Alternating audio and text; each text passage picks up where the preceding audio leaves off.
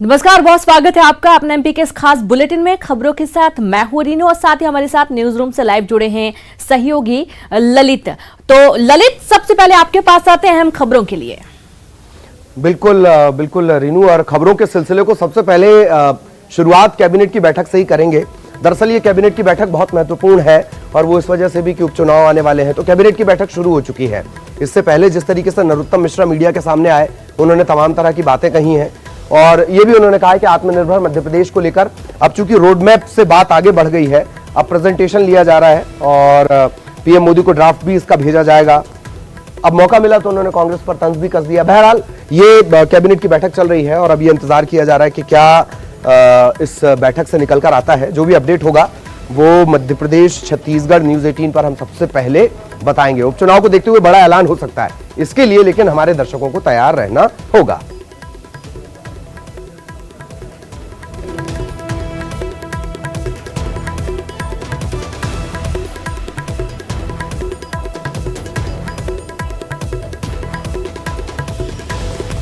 खास तौर पर जो ज्यादा फोकस है, जो अब तक जान पड़ता है, वो रहेगा आत्मनिर्भर मध्य प्रदेश को लेकर। एक मियाद दी गई थी सभी मंत्रियों को अपना अपना रोड मैप तैयार कर लें। रोड मैप के बाद ड्राफ्ट तैयार करना है। इस ड्राफ्ट को प्रधानमंत्री मोदी को भेजा जाना है। उसी के मद्देनजर आज प्रेजेंटेशन हो सकता है। हालांकि बहुत जल्द सबसे पहले हम अपडेट आपको बताएंगे शिवराज कैबिनेट की बैठक में क्या कुछ निकलकर सामने आया है। कई और अहम प्रस्ताव भी हैं, इन पर सरकार मुहर लगा सकती है। उपचुनाव भी है, किसानों की दिक्कतें भी हैं, बारिश के सिलसिले लगातार चल रहे हैं और इन सब के बीच जो बेहद महत्वपूर्ण कोरोना संकट काल। तो ये वर्चुअल बैठक इस वक्त चल रही है और जैसे ये बैठक खत्म होगी, हालांकि 3 बजे इस बैठक को शुरू होना था, लेकिन थोड़ा देरी इसमें हुई है और जैसे ही ये बैठक खत्म होगी सबसे पहले अपडेट हम अपने दर्शकों तक पहुंचाएंगे। शिवराज कैबिनेट की अहम बैठक, वर्चुअल बैठक है ये कोरोना संकट काल में।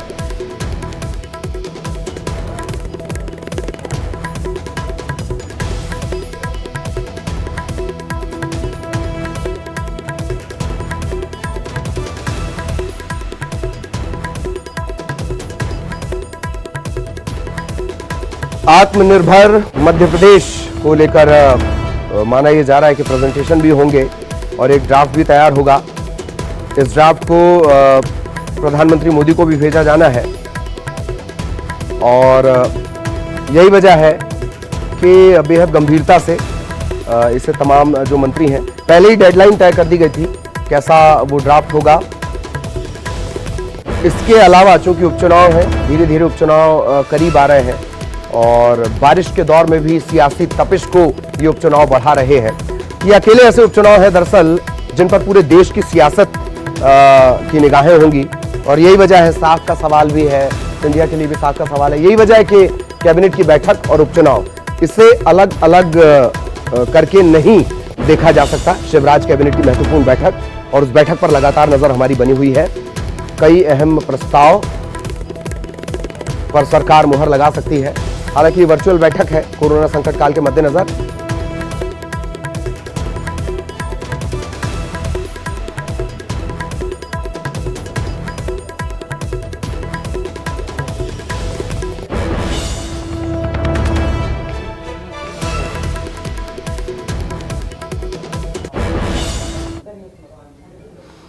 तो लगातार इस कैबिनेट बैठक पर भी नजर बनी रहेगी और इन सब के बीच एक बहुत दिलचस्प खबर, दिलचस्प इसलिए भी कि सहगल साहब का गाना आपने सुना होगा, एक बंगला बने न्यारा।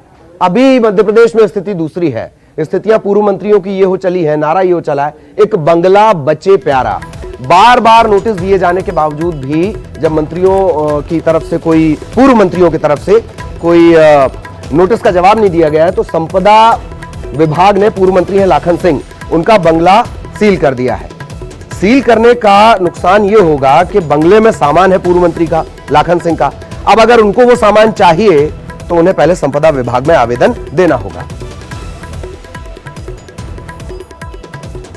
पहले 2 बार नोटिस दिया जा चुका था, उसके अलावा मौखिक भी बोल चुके थे आप कई बार, लेकिन आपके उनके द्वारा खाली नहीं किया गया, इसलिए आज सील कर दिया गया। सामान नहीं खाली किया, आज सामान ही खाली कराना था, किंतु वो यहाँ पर है नहीं और ताला लगा है, इसलिए सील की क्रिया।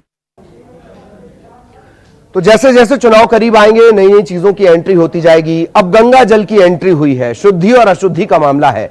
बीजेपी का मेगा शो ग्वालियर में आयोजित हुआ, फूलबाग मैदान में आयोजित हुआ। आज कुछ कांग्रेसी पहुंचे और उन्होंने बाकायदा गंगा जल डालकर एक शुद्धिकरण अभियान चलाया। नारे भी लगाए गए। अब नारे भोपाल तक पहुंच पाए नहीं पहुंच पाए, ये एक बड़ा सवाल है।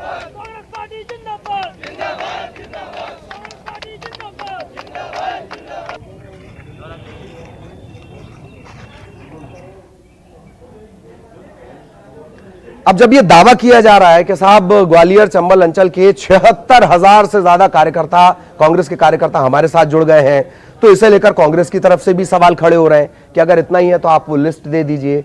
इस बात को लेकर नाराजगी जाहिर की वीडी शर्मा ने। उन्होंने कहा है कि जो झुठलाने सच झूठ का काम नहीं करती है बीजेपी, जो कहती है सच कहती है। जरा वो दावे सुन लीजिए।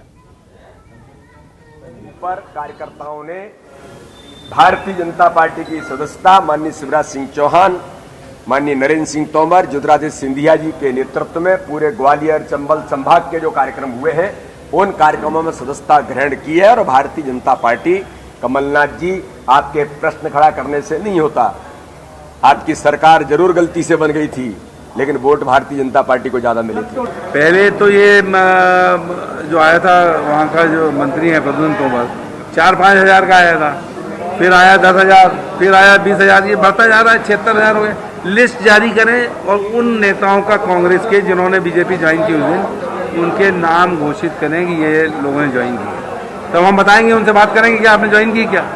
ये उन लोगों के नाम भी डाल रहे हैं जो 15,000 लोगों ने उस दिन प्रदर्शन किया था, उनके लोगों के, उन कांग्रेस के कार्यकर्ताओं के नाम डाले हैं। ये फर्जी लिस्ट है और ये अगर इनके पास कोई नाम है तो लिस्ट जारी करें।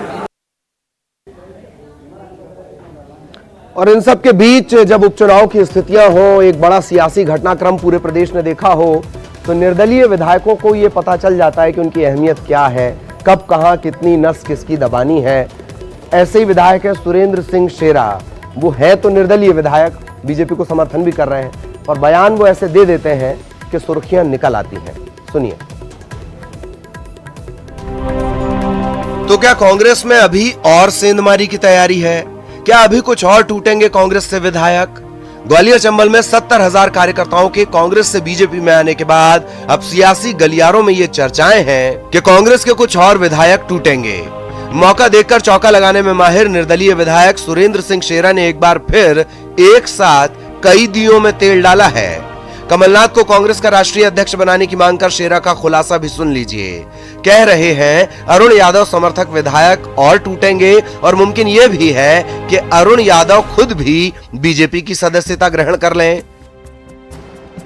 जिस तरह से बुरहानपुर की जनता ने मुझे चुनाव लड़ा के जिताया, उसी तरह मानदाता के लोग भी मेरे कार्य प्रणाली को देखते हुए, और हमारे 2 भाई वहां से सांसद रहे खंडवा लोकसभा से, जिसमें मानदाता विधानसभा भी होती है, तो उनके संबंध है, तो लोग चाहते हैं कि हम लोग, हमारा परिवार वहां से जाकर चुनाव लड़े।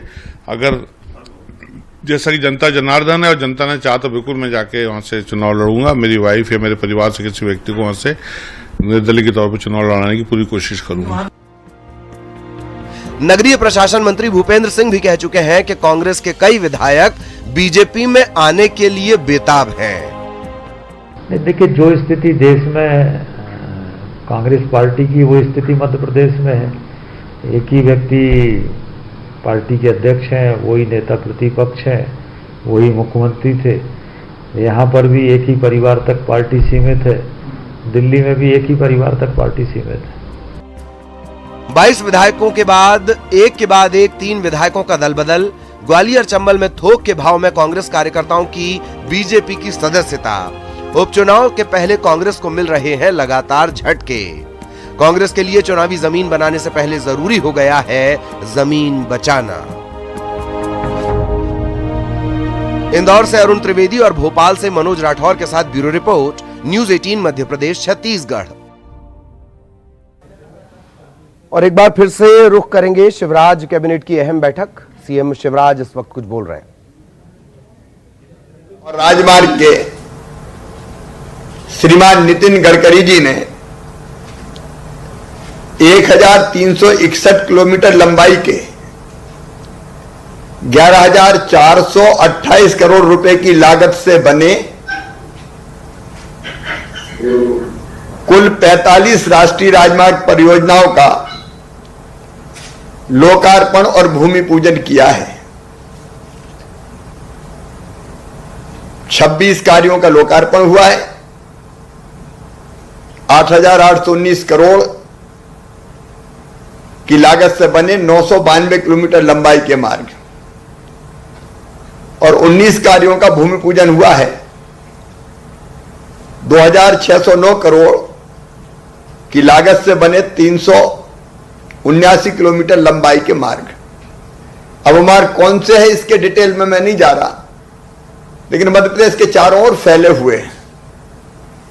अभी हमने ये तय किया है कि वीडियो से तो वीडियो कॉन्फ्रेंस से तो लोकार्पण हो गया, लेकिन इन स्थान चिन्हित करके एक कार्यक्रम करके वो लोकार्पण की पट्टिकाएं भी लगानी चाहिए और वहां छोटा कार्यक्रम करना चाहिए अलग अलग हिस्सों के। हमारे सांसद साथियों के साथ, केंद्रीय मंत्रीगण समय दे तो उनके साथ। ये मध्य प्रदेश के लिए बहुत महत्वपूर्ण मार्ग है और पूरे मध्य प्रदेश को कनेक्टिविटी की दृष्टि से बहुत उन्नत करने वाले राष्ट्रीय राजमार्ग हैं। हम माननीय गडकरी जी का अभिनंदन करते हैं। गोपाल भार्गव जी तो कार्यक्रम में थे ही, बाकी भी कुछ साथी मेरे कार्यक्रम से जुड़े थे। लेकिन आज एक बात और हुई है, माननीय गडकरी जी ने 20 से अधिक राष्ट्रीय राजमार्ग के काम जिनकी लंबाई 764 किलोमीटर है और 10,000 करोड़ रुपया लागत है। कोरोना के कड़की वाले साल में 10,000 करोड़ की लागत के राष्ट्रीय राजमार्ग की घोषणा करना और उस पर कार्रवाई प्रारंभ करना, यह मध्य प्रदेश के लिए एक बड़ी उपलब्धि है। इसमें उज्जैन झालावाड़ 504 करोड़ का है, 132 किलोमीटर। सागर टोला कबीर चबूतरा 54 किलोमीटर 200 करोड़ का है। बुधनी रेहटी नसलागंज 43 करोड़ 160 करोड़ का है। इंदौर सनावद वोरगांव 136 किलोमीटर 3,000 करोड़ का है और वोरगांव बुरहानपुर अकोला 174 किलोमीटर, ये 3,800 करोड़ रुपए की लागत का है। फिर आज भारतमाला परियोजना के अंतर्गत माननीय Atal progress way, Chambal progress way के निर्माण के अलाइनमेंट की भी उन्होंने तत्काल स्वीकृति दी। जल्दी यह कार्य प्रारंभ किया जाएगा और इस मार्ग की लंबाई भी जो उत्तर प्रदेश से शुरू होके और सीधे हमारे भिंड, मुरैना, श्योपुर जिलों में से होते हुए राजस्थान जाएगा। 358 किलोमीटर की कुल लंबाई और 8,100 करोड़ की लागत से इसका निर्माण किया जाएगा। तो कैबिनेट की ये बैठक चल रही है। आज जिस तरीके से सड़कों की सौगात मिली है उससे लेकर ब्रीफ भी एक तरीके से शिवराज सिंह चौहान साहब कर रहे हैं। इस पर लगातार नजर बनी हुई है, क्या फैसले लिए जाते हैं क्या नहीं। वापस खबरों के सिलसिले में आएंगे और बात करेंगे दिग्विजय सिंह की। कांग्रेस वर्किंग कमेटी की बैठक हुई, बातें लीक हो गई। दिग्विजय कह रहे हैं कि बातें लीक नहीं होनी चाहिए, पत्र नहीं लिखना चाहिए, नेतृत्व से बात करनी चाहिए। बात यह भी उठी कि भाई 76,000 कांग्रेसियों ने बीजेपी ज्वाइन कर ली, तो कहा वो लिस्ट सामने ले आया जाए। मुख्यमंत्री दिग्विजय सिंह मेरे साथ, सर सीडब्ल्यूसी की मीटिंग हो गई और उस मीटिंग में राहुल गांधी कहते हैं जो चिट्ठी लिखी है नेताओं ने, उसका टाइमिंग बड़ा गलत है। आप इससे सहमत हैं? मुझे नहीं मालूम कि वर्किंग कमेटी में क्या चर्चा हुई, क्योंकि मैं तो उसमें हूँ नहीं, लेकिन ये मीडिया के माध्यम से ही आया है। ये भी बड़े चौंकाने वाली बात है कि जब वर्किंग कमेटी की मीटिंग हो रही थी, वर्चुअल मीटिंग हो रही थी, उसके अंदर मिनट की खबरें मीडिया में आ रही थी। ये भी अपने आप में चौंकाने वाली बात है कि ऐसा नहीं होना चाहिए था। अब राहुल जी ने क्या कहा, क्या नहीं कहा, किसके लिए कहा, मैं नहीं जानता। पत्र का ड्राफ्ट क्या था वो भी मैं नहीं जानता। लेकिन ये सब चीज़ें ऐसी हैं जो कि मीडिया में ना जाए तो अच्छा है, लेकिन जो भी बात है लीडरशिप से बात करना चाहिए, चर्चा करना चाहिए। और उनमें से कई ऐसे सीनियर लोग हैं जो कि वर्किंग कमेटी के मेंबर भी हैं, उनको चिट्ठी लिखने की क्या आवश्यकता थी? कल ही ग्वालियर में 76,000 से ज्यादा कांग्रेस के कार्यकर्ता बीजेपी में शामिल हुए हैं। सिंधिया थे, मुख्यमंत्री थे। उसकी लिस्ट जारी कर दे। कांग्रेस की मेंबरशिप का रिकॉर्ड क्या उनके पास है क्या? वही भाजपा के लोगों को पकड़ के ले आया और बता दिया ये तो वही है, मिस्ड कॉल दो और बीजेपी के मेंबर बन जा। तो जो लोग हुए वो कांग्रेसी नहीं गए, वो अब बता दो दे। एक लिस्ट, एक जो विधायक, सिटिंग विधायक थे जो भाजपा में चले गए, मुन्ना लाल गोयल ने जो लिस्ट जारी की, उसमें उन लड़कों के नाम है जो कि वहां मुर्दाबाद के नारे लगा रहे थे। सर लेकिन ये चीज तो तय है कि कांग्रेस को झटके पे झटके लग रहे हैं। कई विधायक जा चुके हैं, 3 विधायक तो सिंधिया के बाद गए हैं। बात वही है, पैसे की मार बहुत जबरदस्त होती है और अटूट पैसा इन लोगों के पास है। लोकतंत्र की हत्या कर रहे हैं लोग। तो उपचुनाव जीतना मुश्किल है भाजपा के लिए, कांग्रेस के लिए सर, क्योंकि अब पैसे की उससे वो जीत रहे हैं, अभी जीत रहे हैं तो चुनाव में भी करें। तो जनता को इतना पैसा बांट लेंगे। मैं तो कहता हूं कि जिन जिन विधायकों ने पैसा लेकर भाजपा में गए हैं, अपने ठीक है मतदाताओं को मत दो, अपने कार्यकर्ताओं में तो बांट दो जिन्होंने उनको वहां तक पहुंचाया था। तो दिग्विजय सिंह साहब कह रहे हैं कि राहुल गांधी से शिकायत है, उन्होंने 2019 में क्यों इस्तीफा दिया। कैमरामैन प्रहलाद के साथ नई दिल्ली से अशरफ काज़मी, न्यूज़।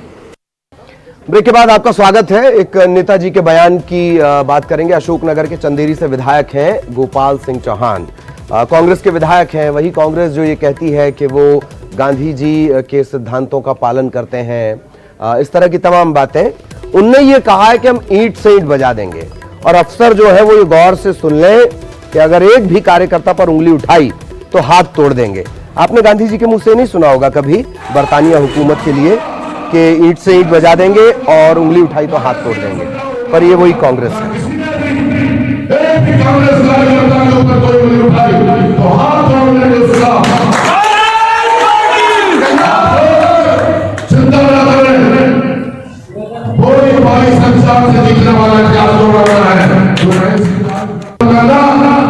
किसी भी कार्यकर्ता के ऊपर कोई व्यवस्था नहीं तो ईंट से ईंट बजा देंगे।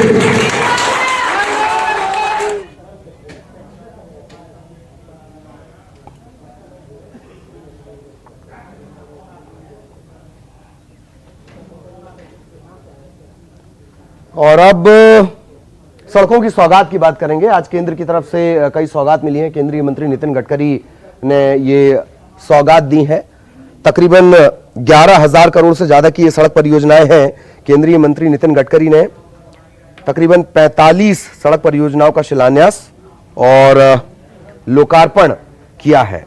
हालांकि वीडियो कॉन्फ्रेंसिंग के जरिए ये पूरा लोकार्पण शिलान्यास का कार्यक्रम था। इसमें तमाम लोग जुड़े हुए थे, कई केंद्रीय मंत्री इसमें जुड़े हुए थे और उनकी मौजूदगी में ये लोकार्पण और शिलान्यास किया गया है।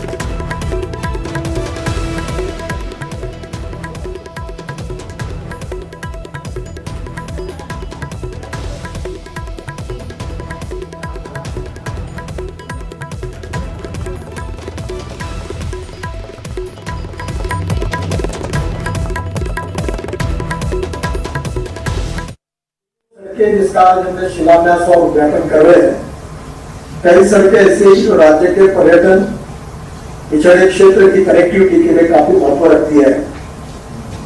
मैं ये भी मानता हूं कि इसमें निश्चित रूप से मध्य प्रदेश के विकास में काफी उपयोग होगा। ये सचमुच में चमत्कार और मध्य प्रदेश की 8 करोड़ जनता की ओर से आज नितिन जी मैं आपको इसलिए धन्यवाद दे रहा हूं कि हमारे यहां तो 5,000 किलोमीटर राष्ट्रीय राजमार्ग था। हम मांगते गए, आप देते गए और आज 13,000 किलोमीटर से अधिक राष्ट्रीय राजमार्ग हमारे हो गए। और इनके अतिरिक्त भारत सरकार की प्रतिष्ठित भारतमाला परियोजना में अनेक सड़कें प्रदेश से होकर गुजरती हैं। North south east west corridor जैसी। हमारा प्रदेश तो लैंडलॉक्ड प्रदेश है, ये सड़कें हमारे लिए वरदान बन गई है। खबर भोपाल से। भोपाल में इनकम टैक्स की छापामार कार्रवाई के पीछे 9 महीने की लंबी कवायद थी। इनकम टैक्स 9 महीने से मामले की छानबीन कर रहा था और इस दौरान 112 बेनामी संपत्ति, 18 कंपनी की पड़ताल की गई थी। छानबीन के दौरान लोकसभा चुनाव से पहले भोपाल के कारोबारी अश्विनी मिश्रा पर पड़ी इनकम टैक्स की रेट का कनेक्शन भी निकलकर सामने आया। छापामार कार्रवाई पूरी होने के बाद अब इनकम टैक्स उन रसूखदारों को बेनकाब करने में जुट गई है जिनका कनेक्शन अब फेक कंपनी के मालिक राघवेंद्र सिंह तोमर और गोल्डन कंपनी के मालिक पीयूष गुप्ता के साथ है। 112 बेनामी संपत्ति और 18 कंपनियों की पहली शिकायत ईडी को नवंबर 2019 में की गई थी।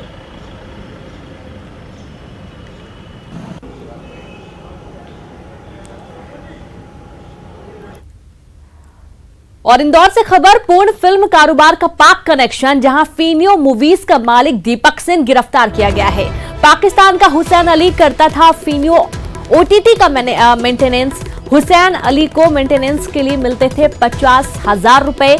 22 देशों में है पूर्ण फिल्म साइट फीनियो मूवीज का नेटवर्क, जहां अब तक 80 से ज्यादा अश्लील फिल्में फीनियो ओटीटी पर दीपक सैनी ने इंदौर के LKCD कॉलेज से किया है बीटेक। वहीं दीपक मूलतः ग्वालियर का रहने वाला है। दीपक सैनी के साथ ही केशव सिंह भी गिरफ्तार किया गया है। पूर्ण फिल्म कारोबार के अब तक 6 आरोपी गिरफ्तार किए जा चुके हैं। इंदौर साइबर पुलिस की ये बड़ी कार्रवाई, जहां पर पाकिस्तान का हुसैन अली को गिरफ्तार किया गया है।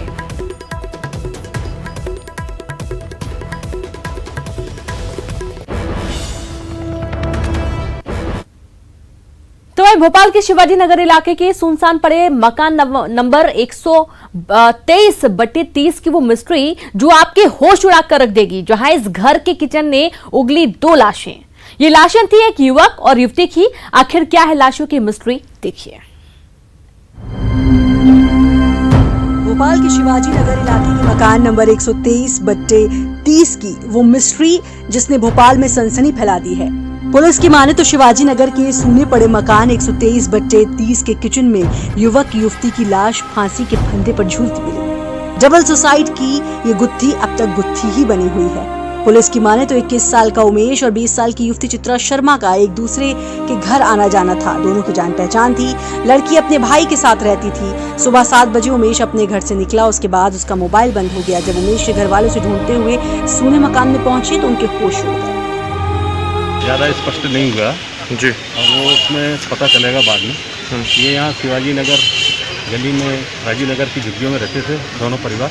अभी प्रारंभिक कार्रवाई की जा रही है, इसके बाद फिर सब क्लियर हो पाएगा कि क्या स्थिति क्या नहीं।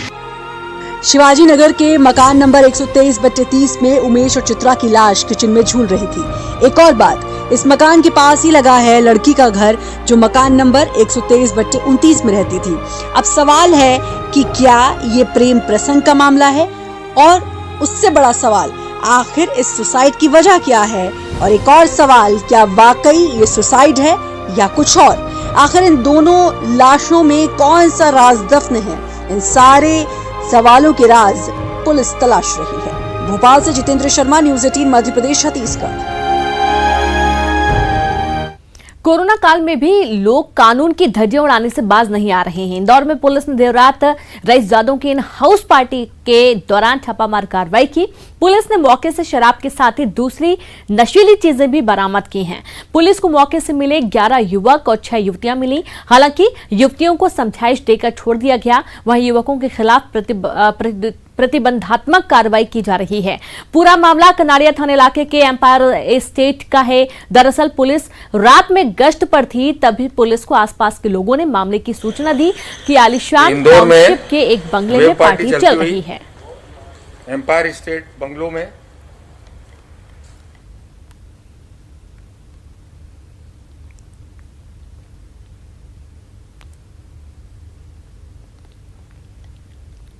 जबलपुर में कोरोना किस तरीके से बेलगाम हो गया है, इसका अंदाजा इस बात से लगाया जा सकता है कि सेंट्रल जेल भी कोरोना की चपेट में आ गया है। जेल के 20 कैदी हाल ही में कोरोना संक्रमित निकले हैं और अब तक कुल 56 कैदी संक्रमित हो चुके हैं। तो वहीं जबलपुर में संक्रमित मरीजों का आंकड़ा भी 3000 के पार पहुंच चुका है।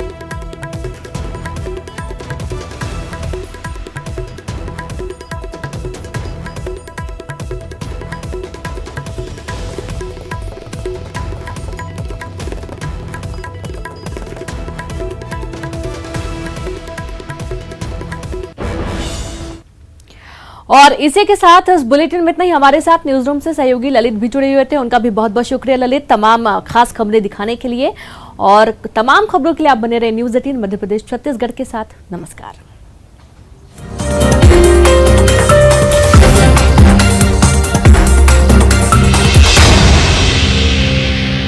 इस न्यूज हेडलाइंस के प्रायोजक सच्ची सहेली, महिलाओं के